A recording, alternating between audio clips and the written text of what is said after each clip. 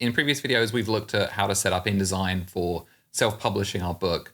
And I've had a couple of comments asking me about images specifically. How do you get images into your InDesign document? How do you do double page layouts? And I thought it'd be a good idea to go back and go over some of those things so that you can see how you're supposed to use these things in InDesign.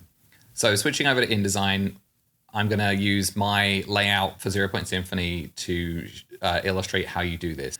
So I'll just go through a few pages in my document, and then we'll go and we'll do something from scratch. So this here is that's a text frame. Ignore that. So this is a graphic. This is my logo graphic that I've got for my my half title page. This is my full title page, which uses this graphic here inside this box, and this box lets me crop it down to the size that I need it to be. I can come over here and I can like scale it to whatever I need it to be, but then I can like layer things on top and behind it. So I've obviously got my logo here again, my name, because this is my title page, and then I've got this kind of star filled in the back, copyright page and stuff, table of contents, and then we've got prologues, and this is the prologue text. This could have been a graphic, but I actually just made this within InDesign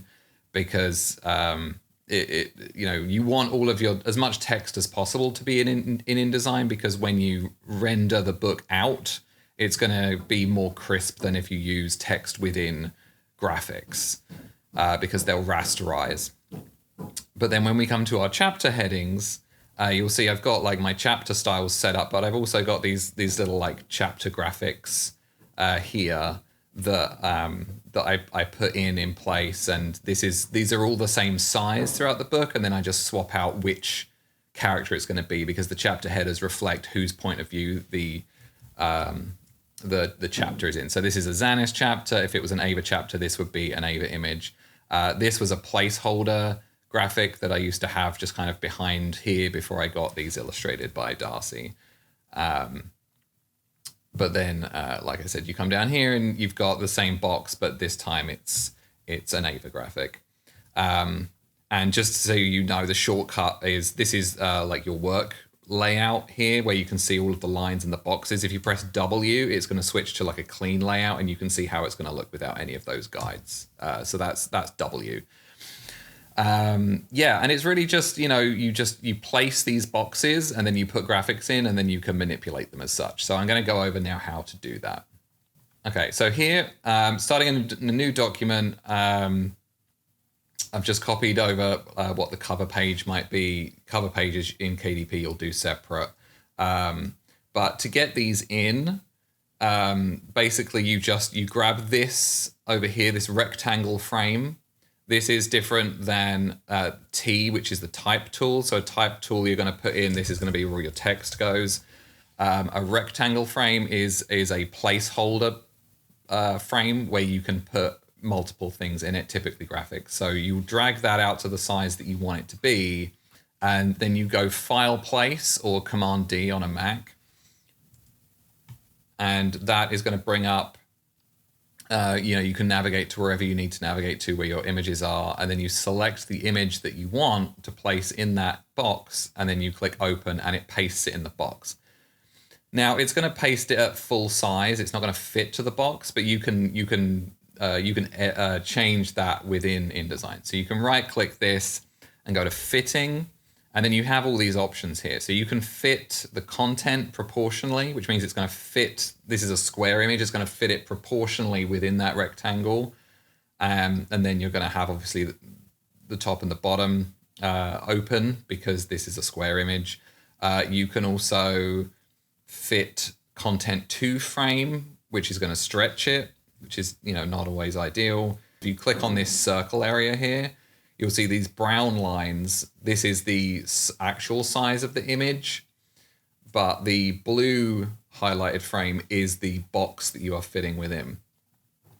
And the other thing you can do now, if you click the circle, you can manipulate the brown lines in here, and this means you can scale as you want to manually.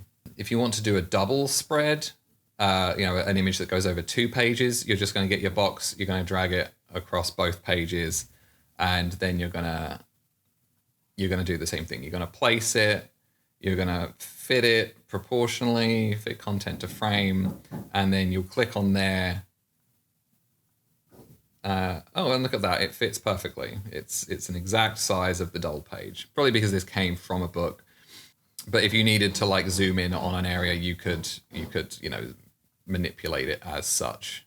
To scale proportionally like this, you're going to hold Shift, and that's going to scale everything without distorting it. And if you want to scale from the middle of the image, you can hold Shift and Alt, and then that's going to scale from the middle out like that. The thing you really need to pay attention to is the information on KDP about trim and bleed sizes. The KDP guidelines for trim, bleed, and margins. It gives you the example for a 6x9 book. So a 6x9 book here, the margins on the bleed is going to be 0.25 inches. So you're going to have a 1/4 inch, like this white area is your page, this red line is your bleed. So if you have full bleed images where the image reaches to the edge of the page, they have to overprint that and then trim it to size. So you need the extra image, the ink on the outside of the page to trim, otherwise you'll end up with white borders, and they'll flag it and they won't print it. So that's why if we printed this, everything kind of from here to here is not going to print, because that is our bleed area. So everything over this side is going to print, but this sliver here is not going to print because that's in our bleed. So you want to make sure none of the text is kind of outside of that. So going back to our 6x9 page, we have our safety area. And that safety area here is going to be 0.375 inches. And that's this gray area here. It's going to go from the edge of our page. So that is going to be from here to here. And that is going to be 0.375 inches. And that is, when they're cutting the book, it's not they're as precise as they can be, but it is all mechanical. And so there is going to be, you're going to have to adjust for tolerances. They might accidentally trim an extra millimeter off this and give you an extra millimeter over here. So you need to make sure any text or important information is within your margins. So you're going to, and then your gutter, the middle of the page, is going to be wider, because obviously that's where the middle of your book is. And so as the pages fold in, it gets harder to see the center of the book. So the inside gutter is typically bigger. So whereas the outside margin is 3.75, the inside gutter is going to be 0.625. Yeah, but that's how you get the double spreads in there. And even the single spreads, you need to be wary of the bleed areas and the margin areas. And then just going to the end of my book where I've got the character bios here, I did the same thing here where I've got my placeholder boxes, I've put the images within them, and I've scaled them accordingly. And then these, I've adjusted my text frames to go from the edge of those, and then indented those, because if they were over here, then they would go behind the image. And yeah, that's just a very quick primer on how to do images within InDesign. That covers a lot of the basics, but if you have more specific questions, please feel free to comment. I will do a follow-up video or a short, or I'll just answer in the comment. This should be enough to get you, started with it. Cool. Thanks for joining me, and I'll see you again in the next one.